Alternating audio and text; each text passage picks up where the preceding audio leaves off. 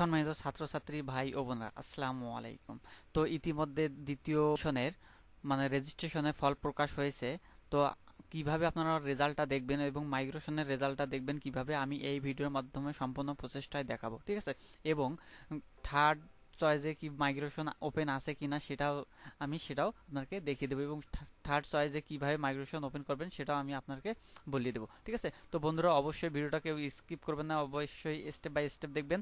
দেখেন, দ্বিতীয় পর্যায়ের ফল প্রকাশ হয়েছে এবং ইতিমধ্যে দ্বিতীয় পর্যায়ে মাইগ্রেশন কবে প্রকাশ হবে এবং তৃতীয় পর্যায়ে আবেদন কবে শুরু হবে সেটা এই ভিডিওর মাধ্যমে আমি উপস্থাপন করব। তো বন্ধুরা, বেশি কথা বাড়বো না, চলুন শুরু করা যাক। প্রথমে আমাকে কি করতে হবে? প্রথমে আমাকে দ্বিতীয় পর্যায়ে যে আবেদন করছেন তার রেজাল্টটা দেখতে হবে এবং মাইগ্রেশনের রেজাল্ট কবে দিবে সেটাও দেখতে হবে, ঠিক আছে। তো রেজাল্টটি দেখার জন্য অবশ্যই ভিউ রেজাল্ট এখানে ক্লিক করতে হবে। তো আমি এখানে ভিউ রেজাল্টে ক্লিক করলাম। ক্লিক করার পর এখানে দেখেন রোল নাম্বার, আপনার রোল নাম্বারটা দিয়ে দেবেন, তারপর বোর্ড সিলেক্ট করবেন, তারপর সিলেক্ট করার পর পাসিং ইয়ারটা সিলেক্ট করে দেবেন। সিলেক্ট করে দেওয়ার পর এখানে রেজিস্ট্রেশন নাম্বার দিয়ে যে ভেরিফিকেশন ক্যাপচাটা আছে এটা সংখ্যাটা দিয়ে ভিউ রেজাল্টে ক্লিক করলেই কিন্তু এরকম একটা ইন্টারফেস চলে আসবে, ঠিক আছে। দেখেন, অভিনন্দন, আপনি নিচের কলেজে ভর্তির জন্য মনোনীত হয়েছেন, ঠিক আছে। যখন এরকম আপনার আসবে, আপনি তখন কি করবেন? কলেজ কনফার্ম করতে পারেন। তো কনফার্ম করার জন্য অবশ্যই পেমেন্টে যেতে হবে।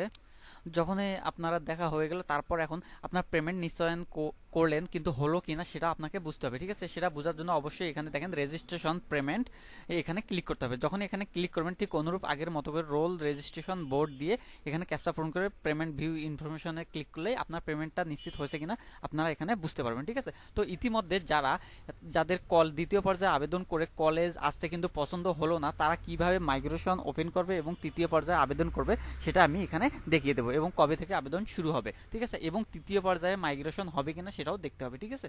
তো এখানে দেখার পর আমি এখানে কি করবো, সরাসরি এই নোটিশটা ওপেন করলাম। এখানে দেখেন, দ্বিতীয় পর্যায়ে শিক্ষার্থী নিশ্চয়ন না করলে দ্বিতীয় পর্যায়ের নির্বাচন এবং আবেদন বাতিল হবে এবং তাকে পুনরায় ফি সহ আবেদন করতে হবে, ঠিক আছে।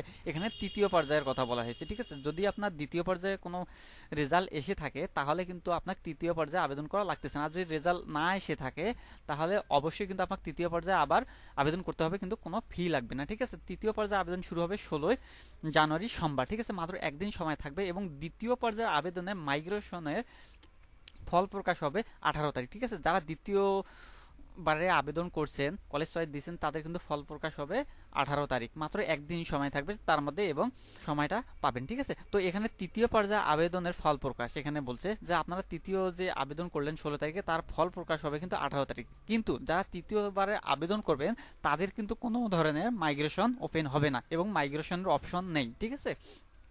প্রথম এবং দ্বিতীয় আবেদনের জন্য শুধু মাইগ্রেশন সিস্টেমটা আছে, কিন্তু তৃতীয় পর্যায়ে আবেদন যারা করবেন তাদের কোনো ধরনের কিন্তু মাইগ্রেশন অপশনটা নাই, ঠিক আছে। অতএব ইতিমধ্যে যারা তৃতীয় পর্যায়ে আবেদন করবেন তারা খুব চিন্তা ভাবনা করে প্রথম কলেজ, দ্বিতীয় কলেজ, থার্ড কলেজ, এভাবে পর্যায়ক্রমে পছন্দ অনুযায়ী কলেজ চয়েস দিতে হবে ঠিক আছে, তৃতীয় পর্যায়ের। এখানে কিন্তু মাইগ্রেশন অপশন নেই এবং কলেজ চেঞ্জও হবে না, এটা বুঝতে হবে। এবং যদি তৃতীয় পর্যায়ে আপনারা কনফার্ম